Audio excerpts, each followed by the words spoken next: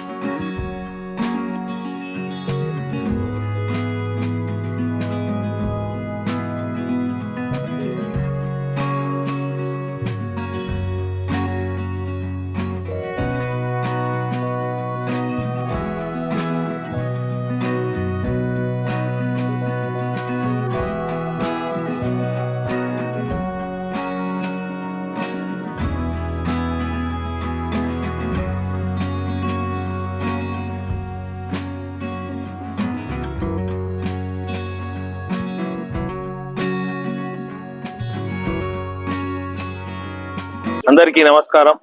ఈరోజు Vighneshwara lorry association ఆధ్వర్యంలో బోయిన్పల్లిలో గణేశుని మండపం దగ్గర ఇంత పెద్ద ఎత్తున అన్నదాన కార్యక్రమం చేపట్టడం చాలా సంతోషకరం. ఇక్కడ లారీ అసోసియేషన్ వాళ్ళు పెట్టడం సుమారు 30 సంవత్సరాల నుంచి పెడుతున్నారు. ఇక్కడ అన్ని చోట్ల 1 o'clock స్టార్ట్ అయితే ఇక్కడ 12 గంటలకి స్టార్ట్ చేశారు. చాలా మంది ఈ యొక్క అన్నదానంలో పాల్గొనడం జరిగింది. అన్ని దానాల కన్నా గొప్ప దానం అన్నదానం. అలాంటి మంచి కార్యక్రమం చేయడం వారికి హృదయపూర్వకంగా ఈ అసోసియేషన్ వాళ్ళకి రాజన్న గారికి నాకు అభినందన తెలుపుతూ ముందు కూడా ప్రజలకు అవసరమైన ఏదైతే అవసరమో దాని గురించి ఇలానే చేయాలని వారిని కోరుకుంటూ అన్ని భగవంతుని ఆశీర్వాదం తెలంగాణ రాష్ట్రంలో ఉన్న ప్రజలు దేశంలో ఉన్న ప్రజల పైన ఉండాలి. అందరికీ మంచి జరగాలి. అందరికీ ఆయు ఆరోగ్యాలు అష్టైశ్వర్యాలు కలగాలని మనసారా భగవంతుని ప్రార్థిస్తున్నారు.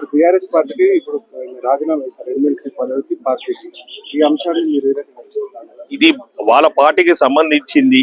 వారు ఏమైనా నిర్ణయాలు తీసుకోవచ్చు. వాళ్ళ అంతర్గతంగా వాళ్ళ ఆస్తుల పంపకాల్లో ఒక గొడవ అయితే, రెండోది ఇలా బాధాకరమైన విషయం ఏంటంటే తెలంగాణ రాష్ట్రం కొత్త రాష్ట్రం 2014లో కొత్త రాష్ట్రంని మంచిగా ధనిక రాష్ట్రాన్ని అభివృద్ధి బాటలో నడిపించాల్సిన సమయంలో తెలంగాణ రాష్ట్ర ప్రజలు కేసీఆర్ గారికి అవకాశం ఇస్తే కాళేశ్వరం పేరుతో 34-35 వేల కోట్లతోటి స్టార్ట్ చేసి దాన్ని 1,20,000 కోట్లకు తీసుకుపోయి ఇప్పటికీ అది నిరూపకంగా ఉండడం బాధాకరం.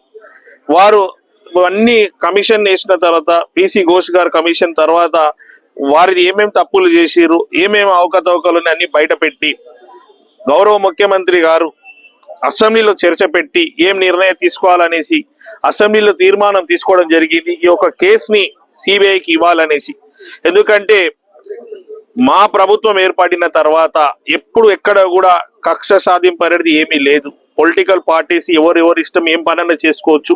కానీ ఇది ఏదైతే జరిగిందో యావత్ తెలంగాణ ప్రజలకి నష్టం చేకూర్చే విధంగా తెలంగాణ రాష్ట్ర బడ్జెట్ అంతటా తీసుకెళ్లి కాళేశ్వరంలో పెట్టి అది లాస్ చేసి కట్టాల్సినది ఒక ప్లేస్ ఉంటే కట్టింది ఒక ప్లేస్ అయి ఆ ప్లేస్ లో కూడా మీకు అంతా తెలుసు ఎట్లా కూలింది, ఎన్ని టన్నులు ఉష్క బయటికి వచ్చింది, కాంట్రాక్ట్ ఫెయిలియర్ కావచ్చు, అన్ని విధంగా కమిషన్ల గురించి నానా దోచుకునుడు పెట్టుకొని దాని ద్వారా ప్రజలకు నష్టమైంది. కాబట్టి కాంగ్రెస్ ప్రభుత్వం అది తీర్మానం చేసి అసెంబ్లీలో తీర్మానం సిబిఐకి ఇస్తే సిబిఐకి ఇచ్చింది కరెక్టు అని కవిత గారు చెప్పడం. ఎందుకంటే కవిత గారు కూడా వారి పార్టీలనే ఎమ్మెల్సీగా ఉండే ఎంపీగా ఉండే వారికి అంతర్గతంగా ఆనాడు వారు బీఆర్ఎస్ ఉన్నప్పుడు ఏమేం జరిగిందో వారికి తెలుసు. కాబట్టి వారు కూడా నిజమే అని చెప్పడం, హరీష్ రావు గారు మరియు ఆయన సంతోష్ రావు రాజ్యసభ మెంబర్ గారు వీళ్ళందరూ అందరూ పెద్ద ఆయన కూడా ఉండొచ్చు,